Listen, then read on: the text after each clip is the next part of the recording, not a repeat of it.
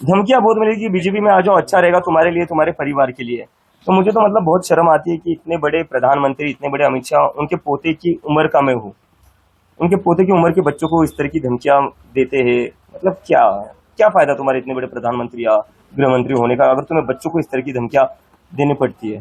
पूरे अगर देश के डेमोक्रेसी की लड़ना, जनरेशन खराब करना है, अगर सरकार से सवाल करना, ये लड़ना संस्कृति खराब करना है, अगर सरकार से सवाल करना संस्कृति को खराब करना है, अगर अपने फ्यूचर के लिए लड़ना संस्कृति को खराब करना है, और अगर अपनी पढ़ाई के लिए लड़ना संस्कृति को खराब करना है, तो हम संस्कृति खराब कर रहे हैं।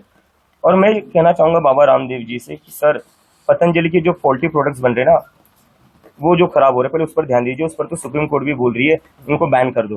वो जो आपकी खराब प्रोडक्ट्स है, पहले उस पर ध्यान दीजिए आप क्या कहें? मुझे लगता है इसका आंसर तो बहुत ही क्लियर है। अमित शाह जी के कहने पर ही गोलियां चलूंगी। दिल्ली पुलिस जो रिपोर्ट करती है वो अमित शाह जी को ही करती है, और अगर अमित शाह जी को इसका पता नहीं होगा तो फिर तो होम मिनिस्टर का फेलियर है। लेकिन वही बीजेपी की ओर से बयान आ रहा है कि किसी भी तरीके की गोलियां चलाई नहीं गई प्रोटेस्ट। पैलेट गन्स चलाई गई है, लोग अंधे हुए हैं।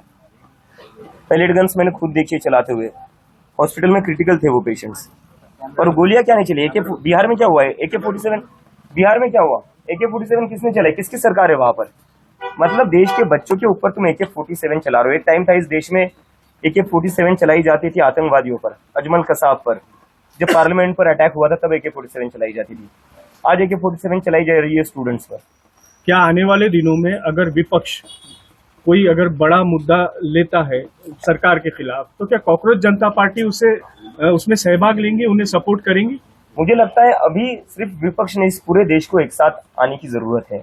इस देश में जो लोकतंत्र है, जो चीजें चल रही है, अभी भी क्या हुआ, हमारा प्रोटेस्ट खत्म होकर कुछ दिन ही हुए, सरकार ने आश्वासन दिया था कि किसी भी स्टूडेंट्स को तंग नहीं करेंगे, लेकिन फिर भी स्टूडेंट्स के घर जाकर उनको धमका रहे हैं, उनको डिटेन कर रहे हैं, उनको अरेस्ट की धमकियां दे रही है। एक तरीके से लोगों की आवाज दबाने की जो कोशिश की जा रही है, उससे तो एक चीज साफ पता चलती है, ये सरकार डेमोक्रेसी में बिलीव नहीं करती है, लोकतंत्र में बिलीव नहीं करती है।